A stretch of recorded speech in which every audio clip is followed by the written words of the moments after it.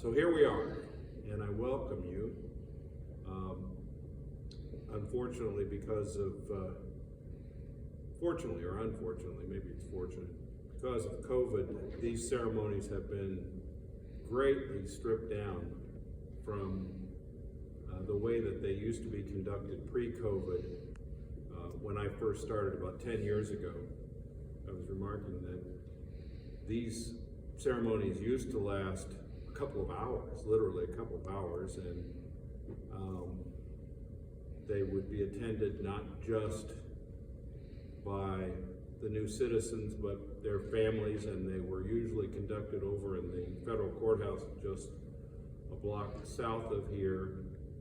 And the courtrooms, even though we used our largest courtrooms, would be absolutely full, and I was always distressed to see people standing at the back of the courtroom, knowing that we were going to be there a long time. Luckily, everybody has a seat. Everybody can be comfortable here. It's a wonderful, beautiful room, and this isn't going to last 2 hours. I think we'll get done in an hour and a half. We're going to get done in about 20, 30 minutes. Send you on your way. The business part of this ceremony is I'm going to administer the oath. I hope I haven't offended anyone, because I've asked that a part of the ceremony that I've enjoyed so much over these years be continued, and that is that a representative of the Immigration Service is going to call a roll of each of you and ask that when your name is called that you stand and tell us your country of origin. I just always really like to hear where everybody's from, because I'm not from anywhere, I'm from right here. You could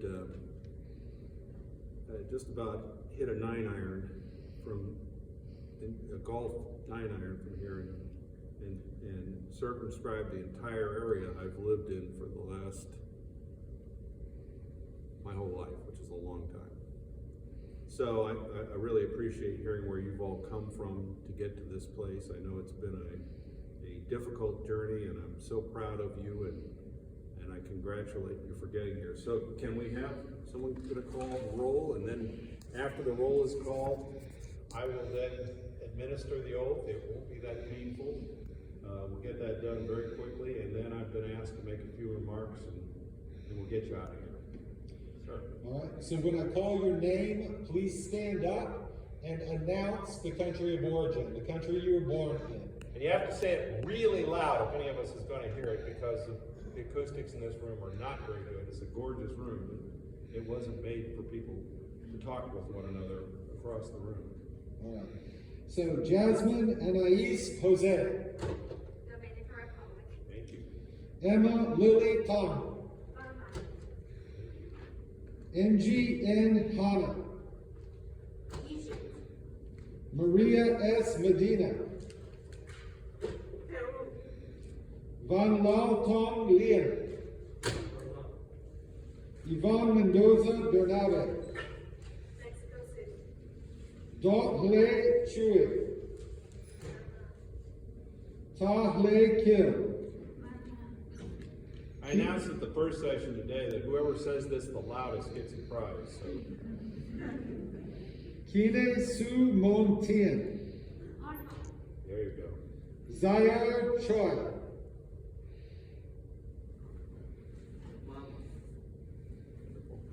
Please forgive me if I mispronounce your name.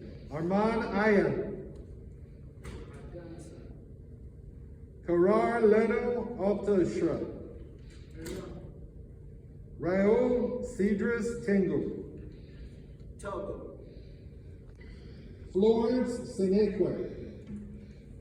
Haiti. Kathleen Kalpana Nazareth Graham. Naomi Fatumata Kiadi. Rachel Law. Zizi Mwetamina Kisale. République Congo. Felix Oluwabumi Adeshimi. And you Edwin, came from Nigeria to be a Yankees fan? So you're a New York Yankees fan? Edwin Remton Fanai. Gabriel J. Young. Evelyn Shiliola Olurumfeni. Nigeria, Safa She Nemo.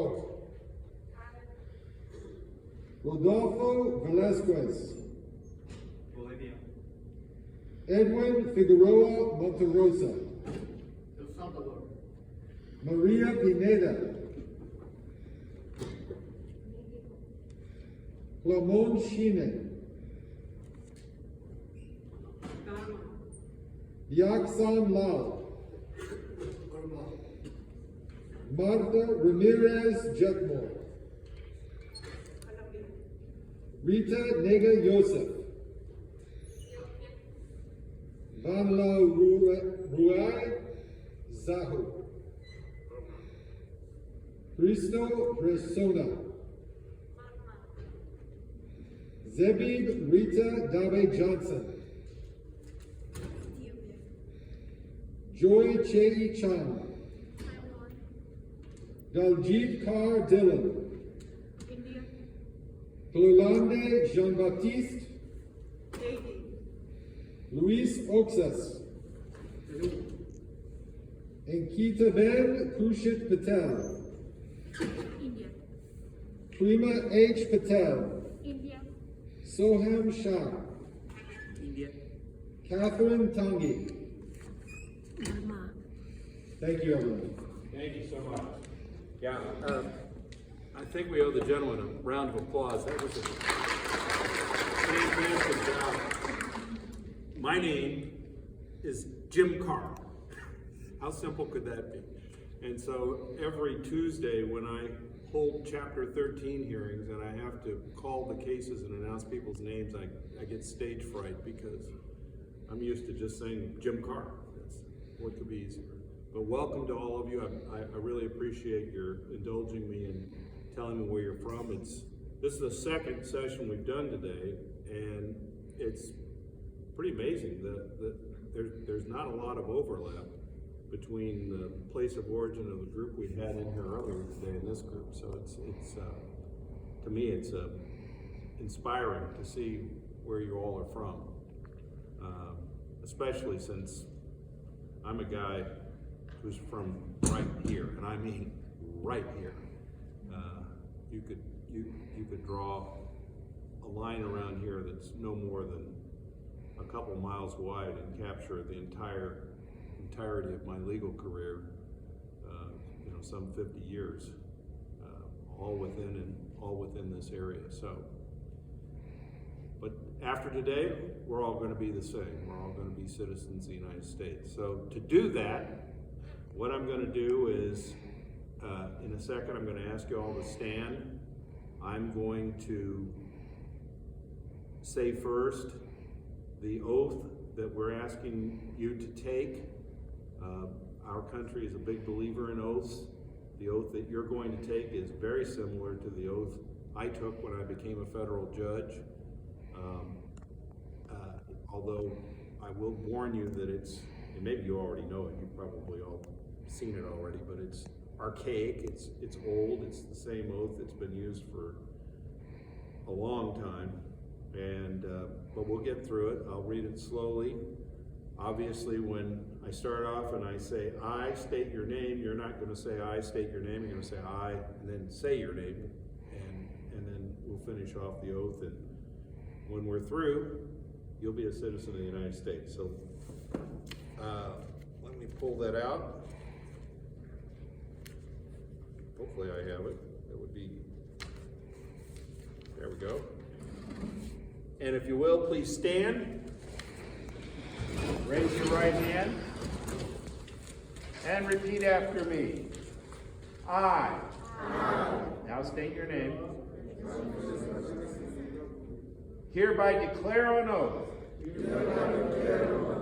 that I absolutely and entirely renounce and abjure all allegiance and fidelity to any foreign prince, potentate, state or sovereignty, of whom or which I have heretofore been a subject or citizen. That I will support and defend the Constitution and laws of the United States of America against all enemies, foreign and domestic. That I will bear true faith and allegiance to the same.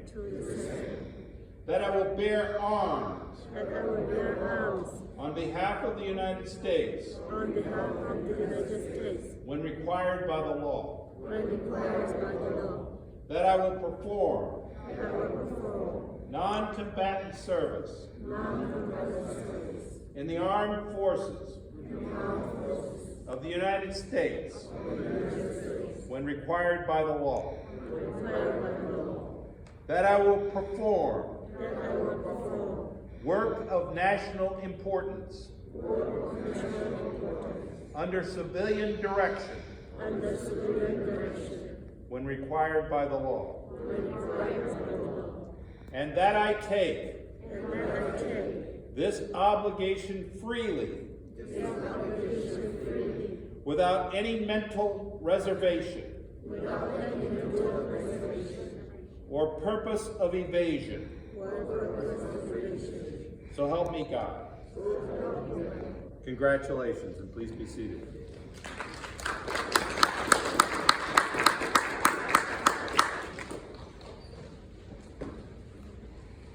Now that wasn't so bad, was it? Here's the tough part. You have to sit here and listen to me for a few minutes. When I started doing this about 10 years ago, I'd never seen a naturalization ceremony before. I watched one of our senior judges do it, Judge Barker, who's been around for a long time. And I always try to do whatever Judge Barker does because I know it's going to be pretty close to right. And what I saw her do that first time was talk to the new citizens about the date on which they became new citizens and something that significant that had happened on that date, so that she would try to make it memorable so that the new citizens would remember the date they became U.S. citizens, like they remember the birthdays of their family members and loved ones and anniversaries and all the important dates in your life. Obviously, I'm not going to have to do very much to make February 24th memorable, since we have historic proceedings going on over in Ukraine. This date's going to be memorable to everyone, not just you, I'm afraid, for some bad reasons. And it doesn't escape me the irony that we're here in the Indiana War Memorial. Although, if you go down and look at the exhibit downstairs, which honors persons from Indiana who have served in wars starting with the American Revolution and extending all the way through the wars in Iraq and Afghanistan, you'll see that the exhibit is dedicated to peace, not war, and that the War Memorial is viewed as a horrible way that we've made it to peaceful conditions in various parts of the United States.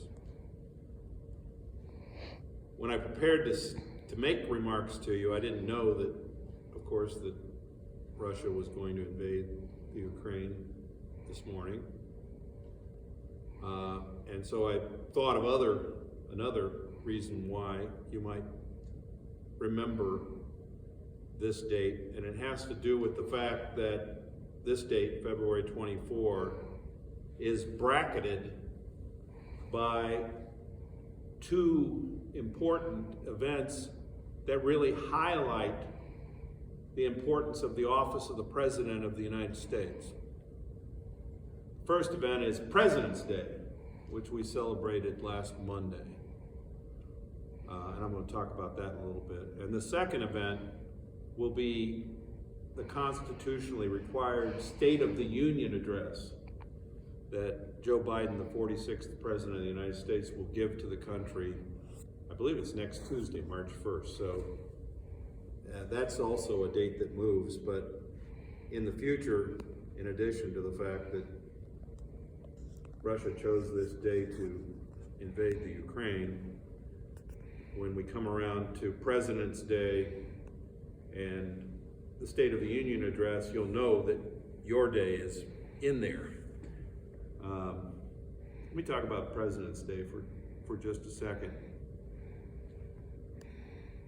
We don't call it President's Day as a formal matter in Indiana. We call it George Washington's birthday. We're celebrating George Washington's birthday, our first president. And that's true of many states. They still call it George Washington's birthday. Although we've come to think of it as a celebration and a remembrance of all of the people who've served as President of the United States. And like I said, Joe Biden is now the 46th person, unfortunately. All men so far. Someday we'll fix that. But the other reason why February is chosen is because it also is the month of the birthday of Abraham Lincoln, February 12th. Let me talk about Washington's birthday for a second. Ironically, even though we now celebrate President's Day, or as I said in the state of Indiana, Washington's birthday on the third Monday of February, what that means is we never celebrated on Washington's birthday. And in fact, Washington really has two birthdays. And that's because when George Washington was born in 1732, that was of course before there was a United States of America. He was then a citizen of the British Empire. And the British Empire, back in those days, used the calendar created by Julius Caesar, the Julian calendar. And if you had looked at the calendar hanging, assuming there was a calendar hanging in the Washington household on the day he was born, the calendar would have read February 11, 1731. That's because under the Julius Caesar's calendar, we didn't account for the fact very well that the earth goes around the sun in a little more than 365 days. It's 365 days and some hours. And we try to account for that by having a leap year every now and then, but we were doing it the wrong way under the Julian calendar. And so when the British Empire changed to the Gregorian calendar, when George Washington was a young man, that year lost some days, and his birthday became February 22, 1732. So he has two birthdays, and we don't celebrate on either one of them because it's the third Monday, and it'll never be the 22nd or the 11th. But we do celebrate, and in part, as I said, it's because Abraham Lincoln, another of our wonderful presidents, and one of the presidents who really defined the importance of the presidency in the United States. When we started this country, back in, well, we declared independence from Great Britain in 1776, and we adopted the Constitution in 1789. When we started all of that, there was one thing we knew. The one thing we knew was we didn't want our president to be like George III, King of England. We thought he was too powerful, too arbitrary, was not responsive to the people, to the citizens of the country. And so we really had in mind a relatively weak executive. But as this country has faced danger and times that called for strong leadership, the president has become stronger over time. Abraham Lincoln added to that strength when he led the country through our Civil War. Woodrow Wilson added to that strength when he led our country during World War I. And of course, Franklin Delano Roosevelt greatly added to the strength of the presidency when he served more than 3 terms as President of the United States during the Great Depression and World War II. An interesting thing about Abraham Lincoln's birthday, February 12th, 1809, that's the day he was born. On that very same day, Charles Darwin was born in England.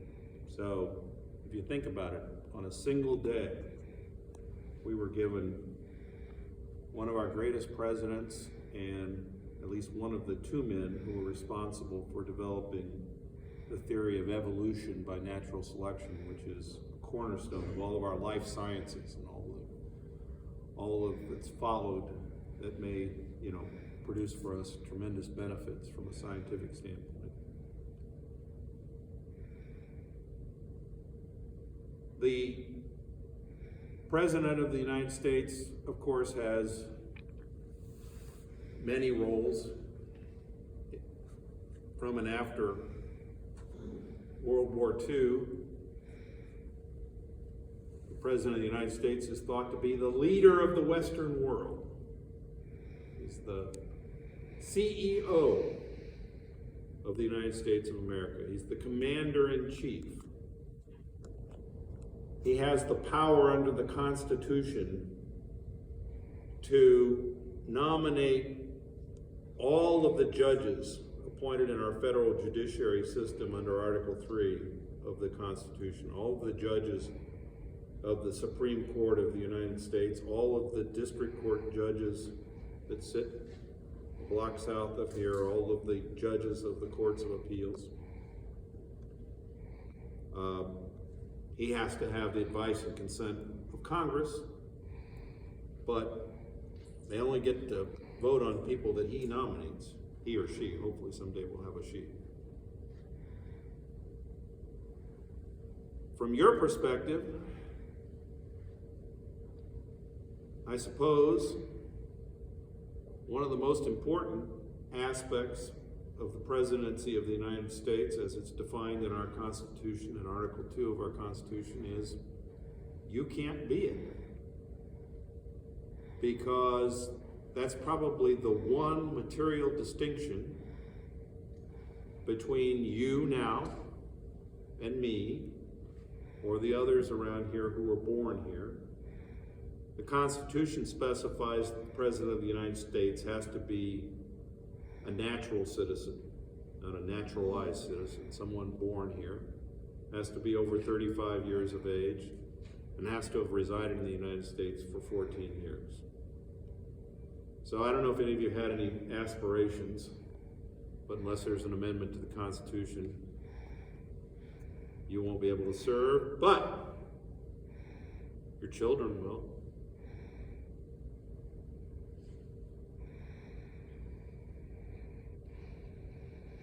That's a pretty amazing thing, isn't it?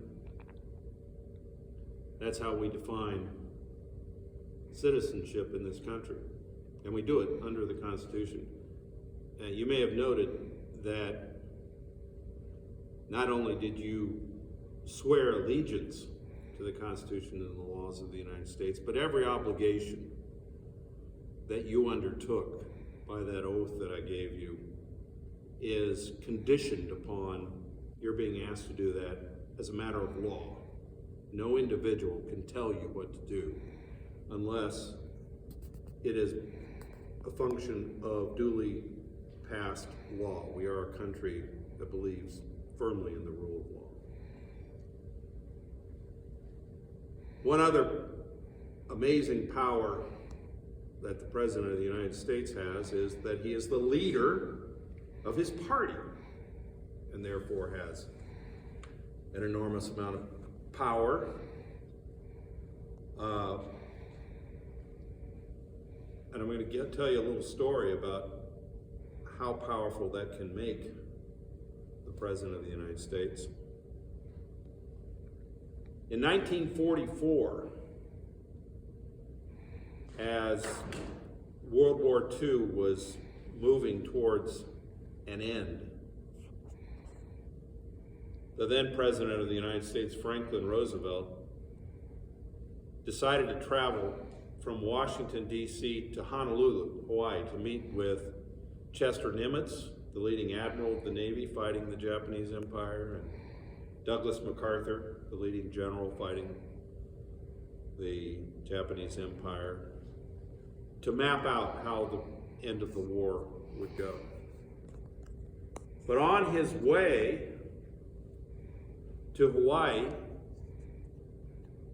President Roosevelt, traveling by train, as you know, he suffered from a degenerative disease, polio, from the time he was a young man, and was wheelchair bound. Difficult for him to move, but he decided it was important for him to go to Hawaii. And on the way, he stopped in Chicago.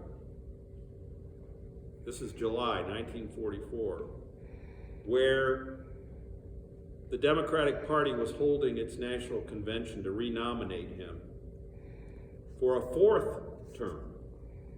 Of course, since then, the Constitution has been amended so no president can serve more than 2 consecutive terms, 8 years.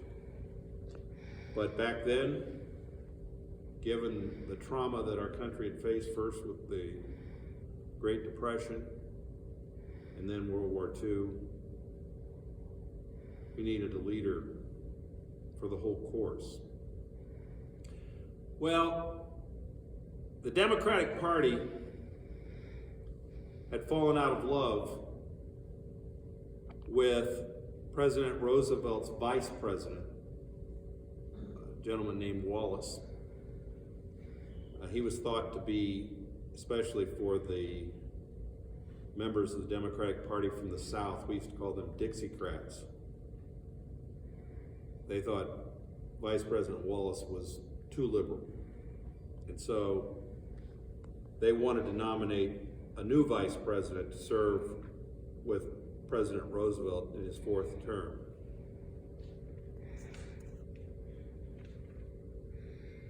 President Roosevelt stopped in Chicago and met with the chairman of the Democratic Party.